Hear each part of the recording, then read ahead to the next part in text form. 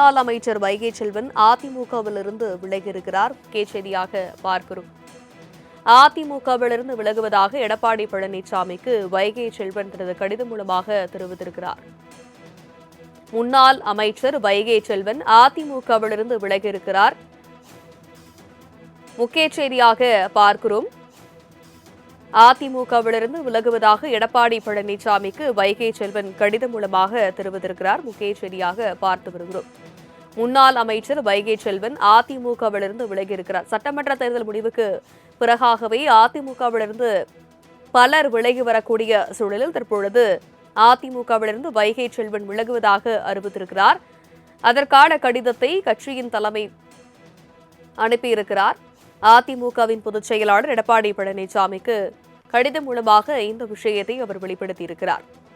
அதிமுகவிலிருந்து விலகியிருக்கிறார் வைகை செல்வன். முக்கிய செய்தியாக பார்க்கிறோம். முன்னாள் அமைச்சர் வைகை செல்வன் அதிமுகவிலிருந்து விலகியிருக்கிறார்.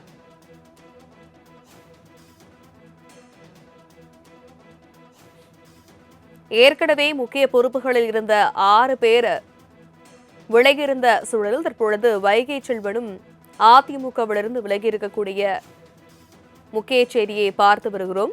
அதிமுகவிலிருந்து விலகுவதாக எடப்பாடி பழனிசாமிக்கு வைகை செல்வன் கடிதம் மூலமாக தெரிவித்திருக்கிறார். முக்கிய செய்தியாக பார்க்கிறோம். முன்னாள் அமைச்சர் வைகை செல்வன் அதிமுகவிலிருந்து விலகியிருக்கிறார்.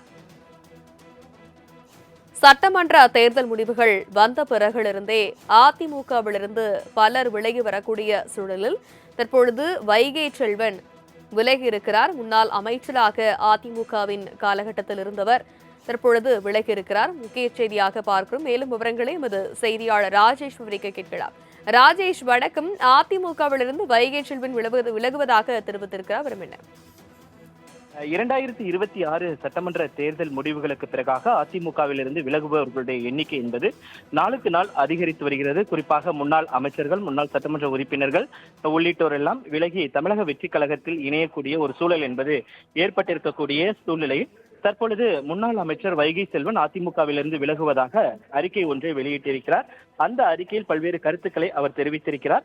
வணக்கம், அனைத்து இந்திய அண்ணா திராவிட முன்னேற்ற கழகத்தின் அடிப்படை உறுப்பினர் உட்பட அனைத்து பொறுப்புகளில் இருந்தும் விலகிக் கொள்கிறேன். ஒரு தலைவன் தானே அளித்தல் கூட தனது கொள்கைகளும் இயக்கமும் வெற்றி பெற வேண்டும் என நினைப்பார்கள். ஆனால் இயக்கமும் கழக தொண்டர்களும் அழிந்தால் கூட நான் மட்டும் நன்றாக இருக்க வேண்டும் என்று நினைப்பவன் நல்ல தலைவராக இருப்பதில்லை.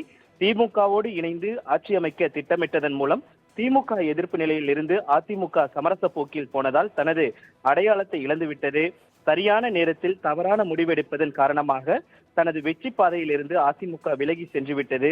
மேலும் தேர்தல் காலத்தில் நான் தனித்து விடப்பட்ட நிலையிலும் கூட கழகத்திற்காக தேர்தல் பரப்புரையாற்றினேன். ஆனால் மரணத்தை விட கொடியது புறக்கணிப்பு என்பதை நான் உணர்ந்து கொண்டேன் என்று அவர் குறிப்பிட்டிருக்கிறார். ஓட்டார் பின் செய்கின்றொருவன் வாழ்தலின் அந்நிலையே கெட்டான் எனப்படுதல் நன்று என்ற மதியாதவரின் பின் சென்று ஒருவன் உயிர் வாழ்வதை விட அவ்வாறு செய்யாததால் கெட்டான் என்று சொல்லப்படுதல் நன்று என்கின்ற வள்ளுவர் பேரரசனின் வார்த்தைகளை நான் கீழ்ப்படுகிறேன். மாணவ பருவம் தொட்டு ரத்தமும் சதையுமாக இருந்த இந்த இயக்கத்தோடு பணியாற்றி தற்போது விலக வேண்டிய சூழ்நிலையை எண்ணி பார்க்கையில் என் மனதில் ஏற்படும் கடுமையான வலியை வார்த்தைகளால் வடிக்க முடியவில்லை. நேரம் வருகிற போது இன்னும் இது குறித்து பேசுவேன். புதிய இடத்தில் நடுவதற்கு புடுங்கி போன செடியில் இருக்கும் பழைய மண்ணை போல இந்த இயக்கத்திற்காக ஆற்றிய என் பழைய நினைவுகளை என்ன செய்வது என்று எனக்கே தெரியவில்லை என்று அந்த கடிதத்தில் அவர் குறிப்பிட்டிருக்கிறார்.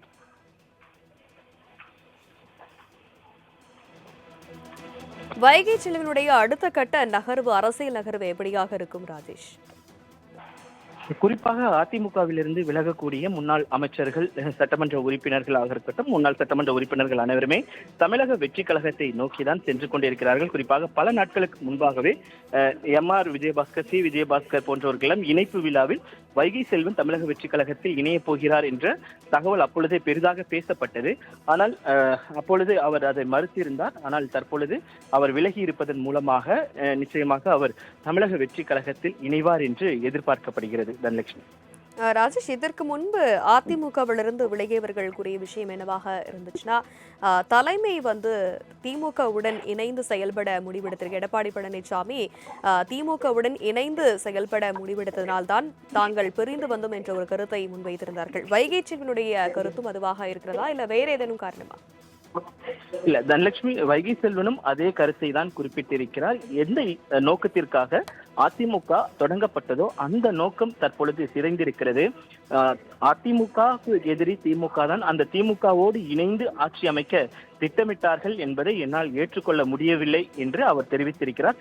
அவர் சொல்லக்கூடிய இன்னொரு கருத்து, முக்கியமான ஒரு கருத்து, தலைமை தன்னை புறக்கணிக்கிறது என்ற அந்த கருத்தையும் தெரிவித்திருக்கிறார். ஒரு இயக்கம் என்பது தன்னுடைய வளர்ச்சி பாதையை நோக்கி செல்ல வேண்டும். அந்த வளர்ச்சி பாதையை நோக்கி அழைத்து செல்பவர் தான் நல்ல தலைவனாக இருக்க முடியும். ஆனால் இவர் தற்பொழுது தன்னையும் அழித்து தன் இயக்கத்தையும் அளிக்கிறார். தன்னை புறக்கணிக்கிறார். புறக்கணிக்கக்கூடிய இடத்தில் மதியாதவரினுடைய வீட்டில் நாம் எப்படி இருப்பது என்ற கேள்வியை எழுப்பிதான் அவர் அதிமுகவில். ராஜேஷ், தொடர்ந்து இணைப்பில் இருங்க, தொடர்ந்து இது பற்றி பேசலாம். நம்மிடையே அரசியல் விமர்சகர் திரு பொங்கலூர் மணிகண்டன் இணைந்திருக்கிறார். வணக்கம் சார், இணைப்பில் உதவிக்கு மிக்க நன்றி. தற்பொழுது அதிமுகவில் இருந்து முன்னாள் அமைச்சர் வைகை செல்வன் விலகுவதாக தனது அறிவிப்பை வெளியிட்டிருக்கிறார். இது பற்றி உங்களுடைய கருத்து? அதிமுக செய்தி தொடர்பாளர் அரசியல் இல்லைங்க. ஹலோ, இணைப்பில் தான் இருக்கீங்க சார், நீங்க உங்களுடைய கருத்துக்களை பதிவிடலாம். அதாவது அனைத்து இந்திய அண்ணா திராவிட முன்னேற்ற கழகம் யாரையும் புறக்கணிப்படையாது. கட்சியினுடைய பொதுச் செயலாளர் மாண்புமிகு ஐயா எடப்பாடி அவர்களை பொறுத்தவரையில் ஒவ்வொருவருக்கும் உரிய வாய்ப்புகளை வழங்கித்தான் பழக்கப்பட்டவர். அவர் மீதான எந்த குற்றச்சாட்டை யார் சொன்னாலும் தொண்டர்கள் அதை ஏற்கப் போவதில்லை.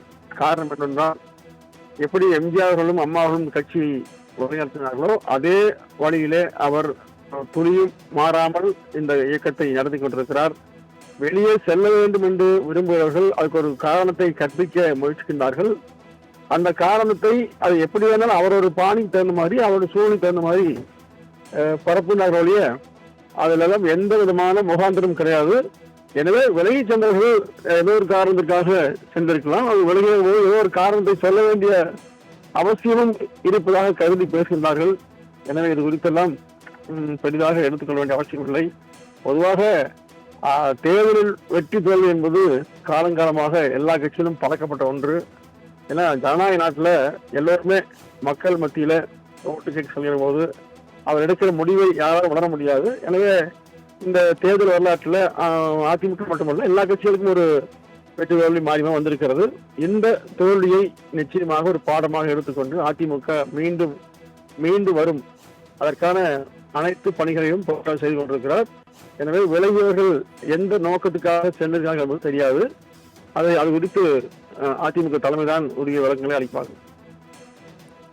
சார், இப்ப என்ன மறுத்தாலும் ஆனா வெளியே வரக்கூடியவர்கள் வந்து சொல்லக்கூடிய விஷயம் என்னவாக இருக்கிறது என்றால், பொதுச் செயலாளர் எடப்பாடி தொடர்ந்து இணைப்பில் வந்து உங்களுடைய கருத்துக்களை பகிர்ந்தமைக்கு நன்றி திரு பொங்கலூர் மணிகண்டன்.